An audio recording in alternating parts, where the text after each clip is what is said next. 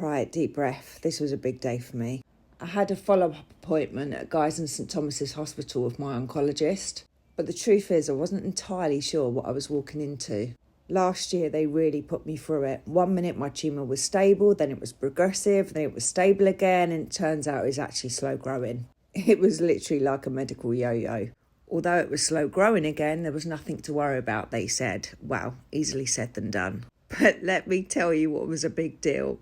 I got the train into London for the first time on my own in years. For someone with balance and coordination issues, that is absolutely massive. My dad met me there. He's literally my rock. We headed straight to the appointment, no delays, no drama. They focused on my hemifacial spasms and talked about Botox. Now, if you've been following me since lockdown, I had the NHS stab me once in the cheek with Botox, and I vowed I would never do it again. Well, this was a whole different experience. They mapped my face out like dot to dot, carefully targeting each area the spasms hit. They're hoping it'll ease the pain. Maybe not take it away entirely, but at least make it manageable. It lasts for about 4 months, so I'll let you know how it goes. Previously, they'd found a bit of bone protruding out of my ear canal. It had been caused by the skin thinning from my radiotherapy. There was talk of surgery, but with my facial spasms, they decided to leave it. Less risk, less chance of making things worse. Honestly, I left the appointment feeling so relieved. They confirmed in front of my dad that it has been growing since 2020, albeit slowly. Another MRI scan has been booked for 6 weeks' time. But for now, no panic, it is what it is.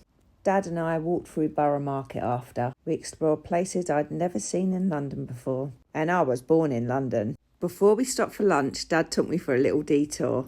He showed me one of the £200 million projects he managed. To see it in person and to know my dad had a hand in building something so huge, I was beaming with pride. He's retired now, but that legacy, it still stands tall.